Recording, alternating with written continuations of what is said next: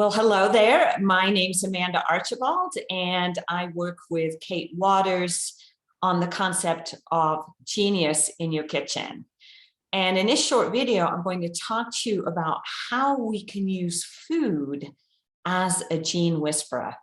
And in GENE-ius in the Kitchen, in our master classes, and in the course that we're going to bring online next year, you're going to learn a lot more about how we think about choosing food based on the information it provides to our bodies, literally understanding how food functions in the body. So if you're trying to tackle a certain issue like inflammation or pain, there's a way to think about buying food, preparing food, choosing recipes so that the information that's provided in those recipes is actually useful to your body, because your body actually uses food as its primary information source. So I'm going to put myself up in the little corner here and share my screen with you. And we're going to talk about histamine and how we can use food as a gene whisperer to tackle something that is actually quite problematic for quite a lot of people. So how can we choose food that works as a gene whisperer? I'm going to introduce that food, and you may have seen it already from us, and you're going to learn a whole lot more about other food that whispers to your food. But today we're tackling histamine. So to tackle histamine, we need to understand what histamine does, right? So I love this. I'm going to move myself here. I love this analogy from WebMD of what histamine is. And so, as you can see here, histamine are chemicals that your immune system makes. But here's the kind of funny analogy or cool analogy. Histamines act like bouncers at a club.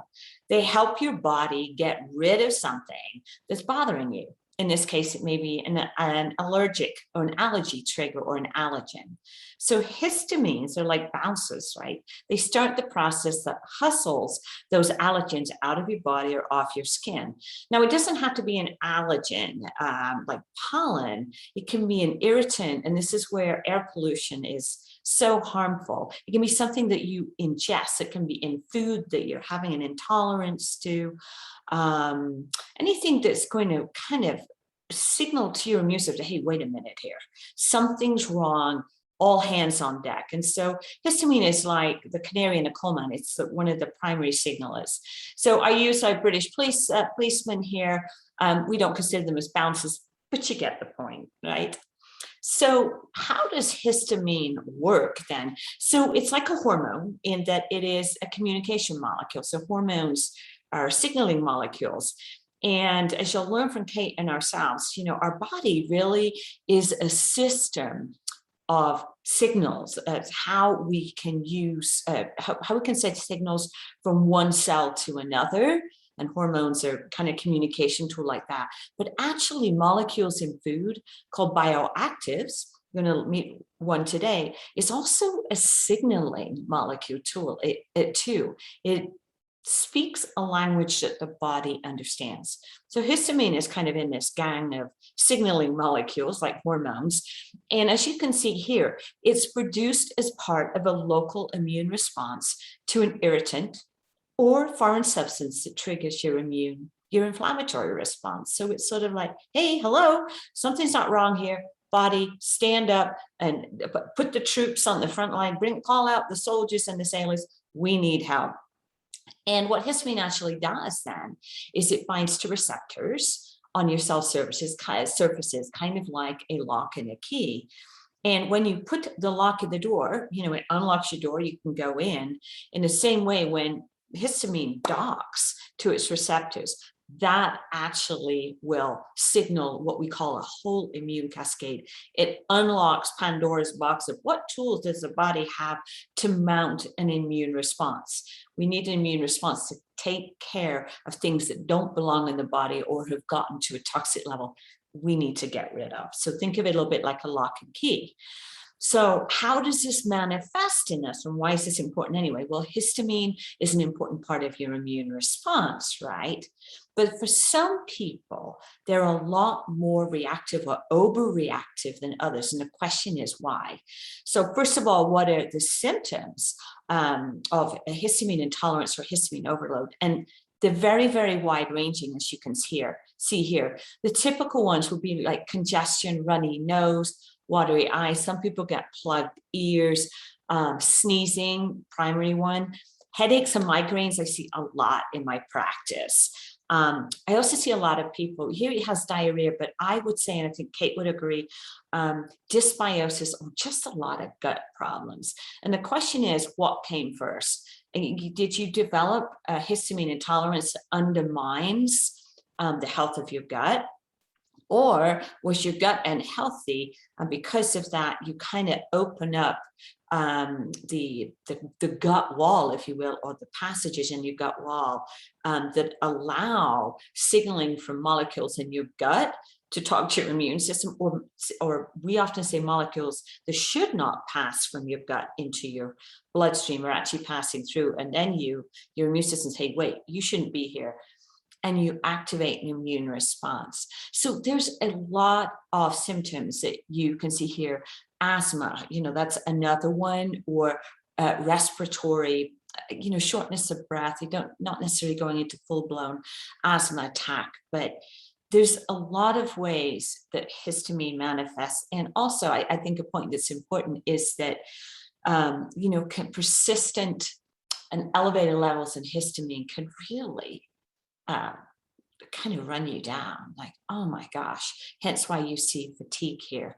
Another sign of histamine intolerance, very common, would be hives or itching, itchy eyes, runny eyes, but, itching and just, oh my gosh. So a lot of overt symptoms. And if any of you are listening in and have any of these symptoms and they're persistent and, you really haven't gotten to the bottom of it, consider histamine. And of course, today I'm going to talk about how can we use food as a gene whisperer if histamine is at play, and how do we know?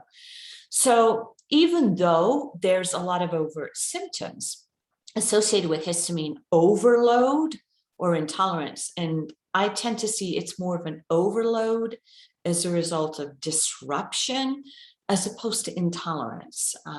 So how do we tease that out? So I'm going to show you. So the culprit is often traced to diet as to why some people end up kind of being histamine intolerant.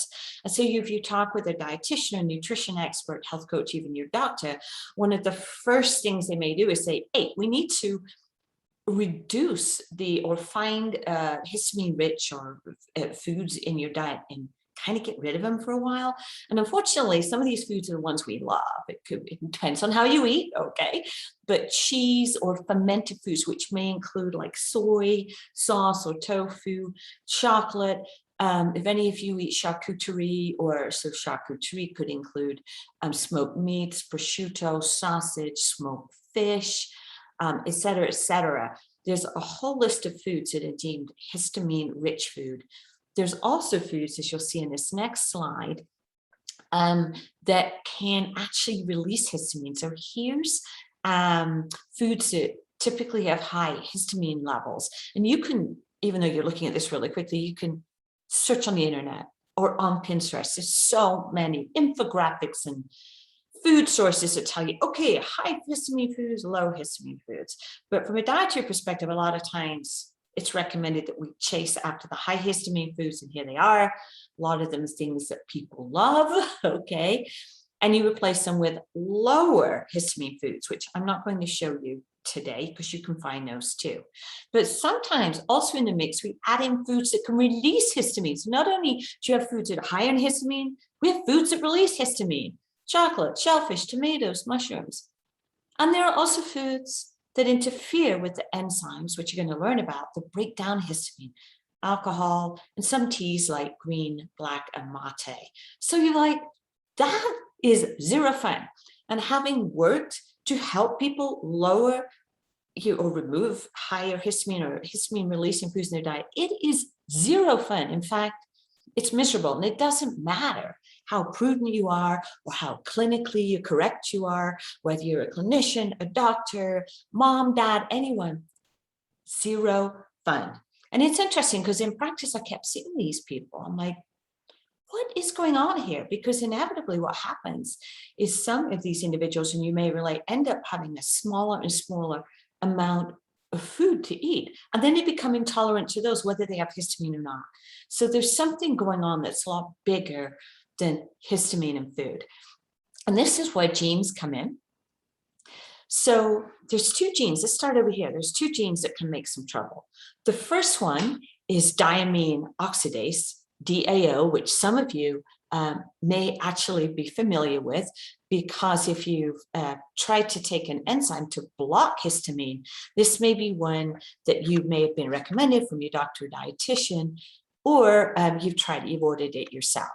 So what DAO does is encodes the primary enzyme, diamine oxidase, that helps to metabolize histamine in your gut. So we call this the first line of defense. Let me introduce you to the second histamine-associated enzyme, and let's put this in perspective. So DAO operates in your gut. So you think about food, so food that may contain higher levels of histamine. This is the way that you can block histamine that's coming from food. It's not necessarily going to help histamine that's within your cells or in your body already, but at least it blocks the entry or the impact of histamine that could be coming into your body or actually produced by bacteria in your gut. The second enzyme is histamine N-methyltransferase, or HNMT. That's why it has an abbreviation. And both DAO and HNMT are genes. I may not have made that clear. And so the gene HNMT encodes for the enzyme that helps your body break down histamine within the cell. So histamine is produced within the immune system. So it's the other side. It's actually within your body and not in your gut. So throughout your body, within your cells, this is the primary enzyme. Okay, so we have two genes, DAO, HNMT. I like to call them, DAO is the block and HNMT is the tackle. Block in the gut, tackle in the body. So genetics, which is the space I work in, primary, and also with Kate, when we work back and forth between the USA and UK, we're looking at genetics. This is the principal tool I work with in clinical practice. What you're looking at here is two examples of how we look at histamine from two different genetic reports. And don't worry, none of you, we would never feature somebody's genetic report that you would ever know about. So random examples here. So what you're seeing is from the same company. You're seeing that this company is tracking at DAO and HNMT. And there's a difference in how they're measuring the level of impact. And they're using color to show this, okay? The field of bioinformatics helps us understand the impact of these enzymes, right? So, and that's what we do in genetics. We look at different genes and we figure out the level of impact. So what you're seeing here in both of these cases, there's a different level of impact where purple is saying, ooh, these genes, the DAO and HNMT, are more at play with person 1 than person 2, because purple has a high level impact than the green or the kind of turquoise that you're seeing here. The other thing I'll point out, you'll see that this company is testing two forms of the DAO gene and two forms of the HNMT gene. And you might wonder, well, what does that mean? And what do the different forms mean? Isn't it the same gene? It is. Think of it like buying a model 2020 of a certain car, but you can get different configurations of that car. It may be a Ford or a Subaru Model X, but there may be a different kind of difference in the type of engine or the package, you know, the trimmings package or whatever, or whether it's gasoline or petrol or diesel powered or whatever, or even electric. Still the same car. So in genetics, it's sort of the same idea, like there's different forms of the gene that we know through the science are at play. So bottom line is, person A, if you can see here, there's a higher level of impact or inefficiency from the genes than with person B. So this would have me asking you, you know, do you find that when you're eating certain foods, you break out? Or do you have more seasonal allergies? Or are you somebody who has a stuffy, runny nose or blocked ears? What about headaches and migraines? And this is often, without any form of testing, how we can tease out whether somebody may have some histamine-related issues. And the first thing that we may do, we're not going to go out and measure histamine. We're actually going to use food to block histamine when we suspect something's going on. So let's ask ourselves the question and put this in perspective for you. What can we do if that DAO histamine-related gene is not working effectively or efficiently? So remember that DAO is the principal histamine metabolizer in the gut. It blocks histamine in the gut. Almost think of it, it's an antihistamine. In the United States, something that people take for allergies is Benadryl. It may be different in the UK. It's different around the world as to what different governments and agencies permit as over-the-counter medications or not. But in the States, we use Benadryl. And what it does is it blocks histamine. That's its role. So if DAO is not working efficiently and histamine levels rise and you feel the effect, what can you do? The first thing is we can reduce the possibility of releasing histamine. And that would be where we might change your diet, may reduce the number of foods that you're taking that could release histamine or contain histamine. Or, and it's a lot nicer, we can actually block histamine production as it occurs in the gut. Okay, so we're going to tackle and block, or block and tackle. And here, when we're talking about DAO, that's our first defense mechanism that may be shot genetically. We're going to introduce the food gene whisperer, quercetin. And if you've been following along with your emails, you probably already got this tool from Kate and I in an earlier email. And if you didn't, it's in the email the same email where you clicked on this video. So you can actually download the food gene whisperer quercetin. So what quercetin can actually do is help block the histamine that may be entering into your gut and coming in from food. Okay, because what histamine can produce a lot of debilitating symptoms. So just to put things in perspective, a lot of times and you'll learn this from Kate and I, you'll learn that quercetin is a very powerful molecule along with other molecules like curcumin and sulforaphane that can help turn genes on and off like a tap or a faucet. And the way that what we call this ability of molecules as a food gene whisperer that can turn genes on and off is nutrigenomics. It's how food interacts with genes to, as we said, turn them on, turn them off so they can do their job. In this case, the way that quercetin is whispering is actually, it's stepping in and providing cover for an inefficient DAO gene. The DAO gene is really not functioning to metabolize histamine that's coming into the gut, either from the gut bacteria or from food. So quercetin is providing cover and say, you know what, we'll step in DAO, move over, or let me work with you in tandem or as a team. And I'm also going to act as an inhibitor, blocking histamine production. So it's kind of working in tandem with DAO, and it works beautifully. As you can see, quercetin can inhibit the production and release of histamine. It's a natural antihistamine or histamine blocker. Where do you find quercetin? In these foods. So introducing some of these foods, and I'll tell you that capers or the fruit forms of these foods, particularly capers, juniper berries, and elderberries are probably some of the most potent sources of quercetin in the world that we know of. In fact, I'm going to remove the word probably and say they are. We know this from phenol databases or databases that look at the concentration of different molecules like quercetin in food. The other really, really powerful food that produces quercetin, contains quercetin, are radishes and their leaves. In fact, the leaves are an even more potent form. So this is an example of how we can bring food into our kitchen, onto our plate, that actually has a very targeted role in the body. Doesn't mean to say that it can always work as efficiently as medication, particularly if somebody has some real challenges. Don't just stop your medication and jump to food. But know you can use these in tandem. And with my patients, I find quercetin to be extremely powerful through food.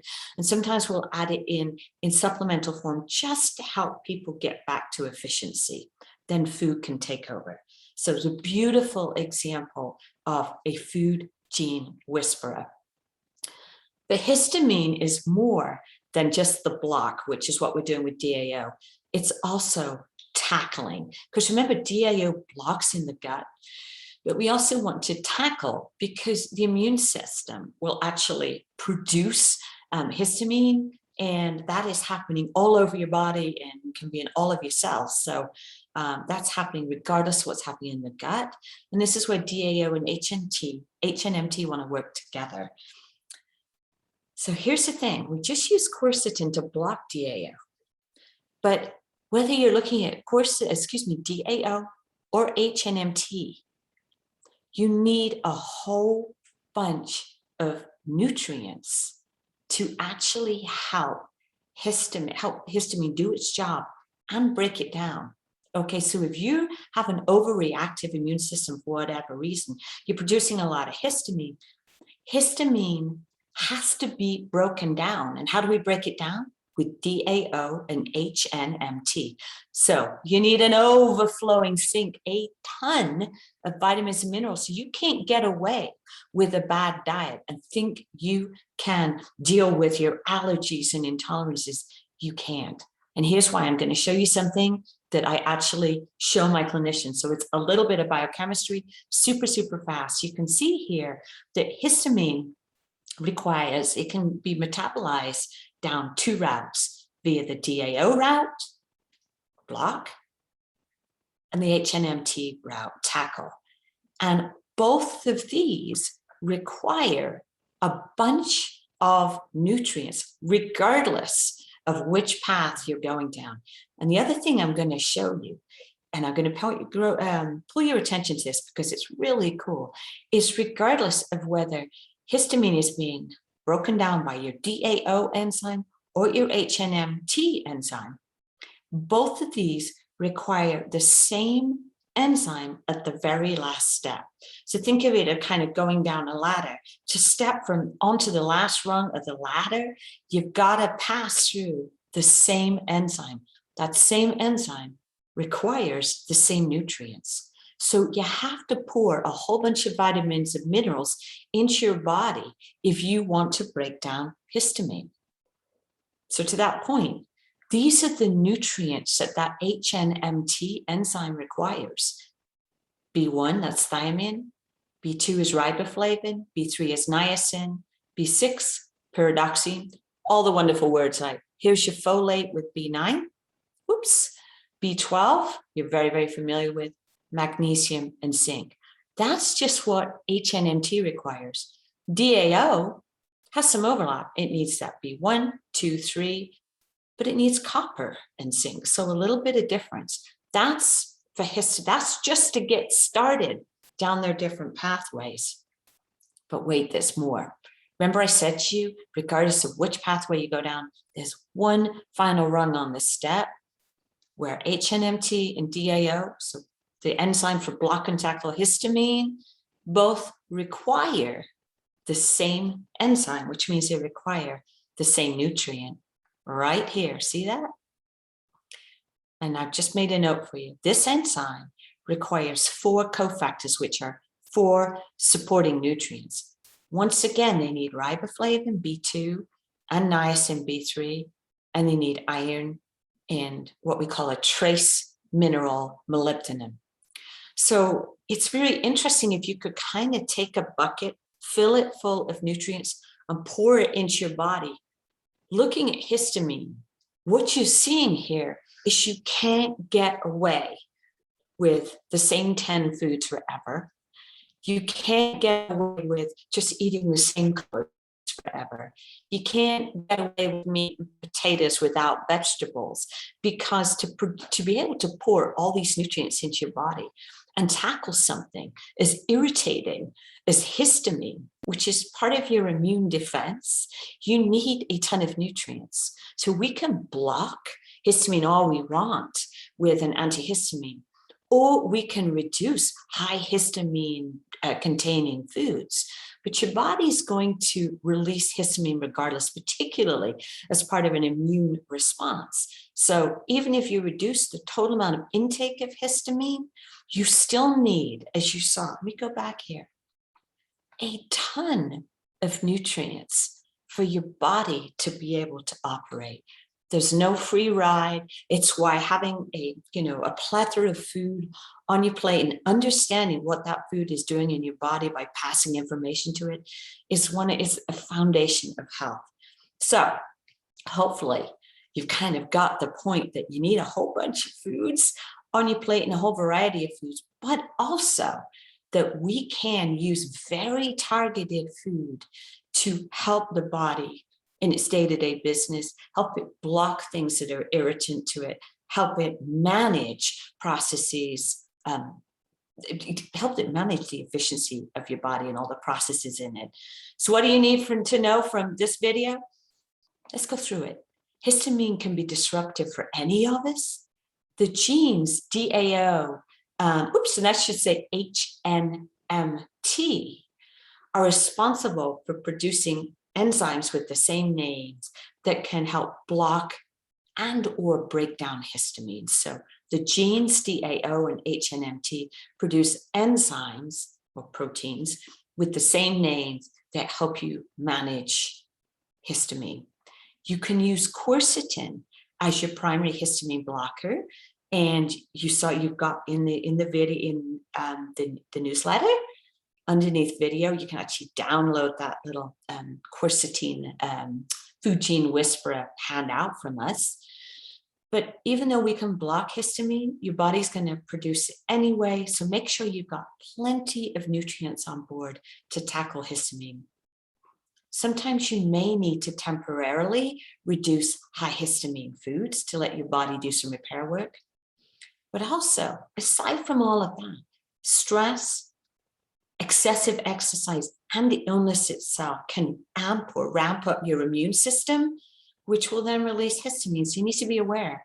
In other words, you can eat perfectly, but if you are over exercising, if your body is out of round or just not, you're dealing with a sickness, or if you're under a heck of a lot of stress, you've got to get those things under control, because inevitably, they will overrun your ability to handle your immune response. Your immune response will take over, which leads to inflammation, oxidative stress, and then you're kind of working uphill. And I know many of you may feel that way. So the final point, and I think you've heard me say this several times, is nutrients and information your body responds to via food. You need plenty of vitamins and minerals, along with quercetin, to manage histamine. There's no magic pill or bullet, as we say here in the United States. So I hope this was interesting for you. It's one of the very many, many, many different angles we're going to shine on how you can understand the food you work with in the kitchen, the food you buy at the grocery store, and how you prepare it in ways to target different kind of processes and systems in your body to bring you to wellness and to keep you in wellness. So send us a note. Just respond to this email if this was interesting to you. If you got any questions, just send them to us. And Kate and I can always jump on a live chat and talk with you before, during, or after our master classes. And don't forget, Kate has an amazing video that you can, if you haven't watched it already, right within the same email to you, the email newsletter, where you can learn how to work with radishes in your kitchen. Because remember, the radishes and their leaves are probably some of the most potent sources of quercetin that you can eat. So hope you enjoyed this. You know where to find us, and see you again real soon.